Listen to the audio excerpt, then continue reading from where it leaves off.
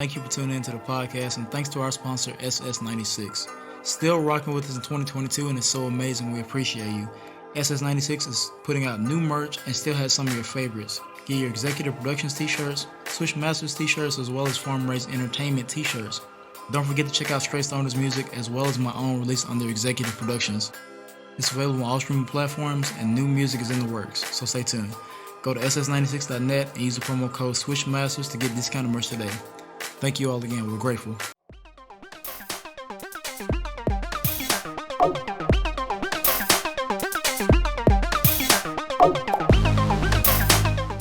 Have disappointments across the NBA, but some teams are not where we think they will be right now.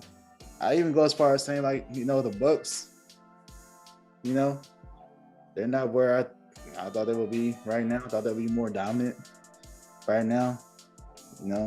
The Cavs have been the biggest surprise to me this year. I've been so surprised by the Cavaliers. Yeah, I mean, honestly, who saw them here at this point? Where are they at in the East? They're fourth right now. They're 35 and 23. they're legit. They're legit. They're legit, like, playoff contenders. Like, but with their team being this young, can they beat Philadelphia? I don't know. I mean, okay. I mean, there was a young team in OKC that beat Spurs. But I'm just. Let's talk about Kevin Durant now. All right, that's true. All right. Can they beat Brooklyn? Can they beat who's a Miami fan? Can they beat Miami? I mean, to me, the Cavs, they're going to be surprising in the playoffs. I think I don't see them going past like the top four, obviously, in like Brooklyn, Milwaukee. Still, even though Milwaukee is not having a spectacular season, I think they're in the same boat as Miami, honestly. Like, kind of just, they're good, but they're like sleepers. They're not really showing everything that they could do. And then to me, Milwaukee got better with Serge Ibaka making those trades. True. But Cleveland's not going to beat Miami, Milwaukee, Brooklyn. I don't see that happening. A good series, I could see that, like 5, 6, 7 games, but winning against those teams, no. They got potential to maybe make it out the first round. It depends on what the matchup is, though. Yeah. For example, say they play like the Raptors. I ain't seen them get past the Raptors. Yeah, that's fair. But everybody else, I don't know. Or say the Hornets move up and they win the play-in or something. I don't know. Or the Hawks. That's about it. But everybody else, I don't really see it. But the East is kind of wide open this year, a little bit. And depending on how these trades work out, we'll see. Because they're not really just a dominant force in the East yet, in my opinion. But we'll see how the trades work out. We'll see how James Harden and Embiid will mesh, or how Simmons will work out with Kyrie and KD. Did y'all get y'all thoughts on that trade, Pete? What are y'all thoughts on that major trade? Yeah, I guess I'm happy for Ben Simmons to be able to, get out of Philly, and just like actually play and see what happens. And Harden's kind of just like quietly, he's quietly just getting traded, bouncing from team to team. I hope he does well. And I think it probably helps Philly more. I feel like there's probably a lot more questions for Brooklyn with Ben Simmons playing than there is for Philly. Like, I think Harden can step in pretty easily.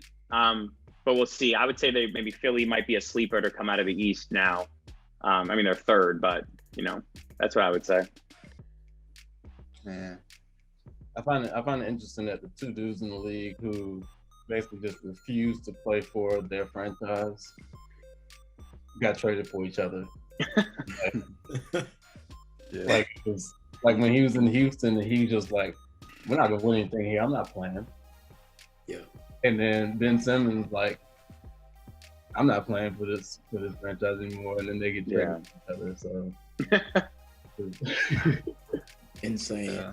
That's funny. I mean, I hope it works out for Ben Simmons. I know that for us, like, we talked about it a lot, man. Like, just the whole the way he ended things. I'm like, there's no way he's gonna have in the playoffs, like refusing to take layups over Trae Young, who you're like a foot taller Right. than, way more athletic. And I was just like, he's out of it. I don't see him doing anything. And then the whole summer sitting out, season comes in, getting kicked out of practice. I'm like, but I mean, honestly, he can probably thrive in Brooklyn if he is able to just get back into shape, get his conditioning. You got Kevin Durant. All you got to do is pass and play Right. at this point. So I think it's a good situation for him. And still, Brooklyn got rid of James Harden, who is, if he's right, he's gonna give you 30 triple doubles at some point. But they got Seth Curry, got Drummond. So they added some shooting. They added another big that's dynamic, can hold pretty much any position in the switches and pick and roll. So I feel like Brooklyn benefited, but you can't deny that if James Harden is James Harden in Philly, then him and Embiid are going to be interesting to watch. Just got to see how that chemistry builds.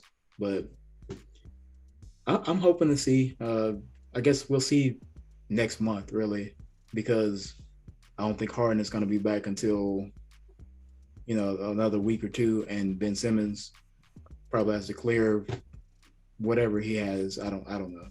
So His mind. yeah, Mhm. yeah. A lot of people have different different takes on the mental health thing, and if he's taking it serious or not. But I don't know. I mean, if it's truly mental health, then I don't think that it was an issue with Philly. Like I think he just if you're dealing with mental health, you can't play anywhere. Yeah. But now he's in Brooklyn, and he's at, you see videos in the practice, and I don't know, but we don't know. We don't know what he's going through, but Yeah. We'll find out how he can play from it now. Like, all right, now he's got to play. So now he's out of his situation. He's in Brooklyn. He's out of Philly. Like, now you just got to play. Yeah. I think that's what everyone wants to see, because he's good. Like, if he puts his mind to it, if he just comes out and plays with confidence, he can be one of the best two-way players in the league. He just has to show it. But Yeah. we'll see. It's a sticky situation for sure. Yeah. Before we get to he was on fines. True. He lost a lot of money on fines. I'm interested to know what that number is. Yeah, I think I forgot, somebody had it. I know it was definitely up in them millions. It was a lot. It's crazy.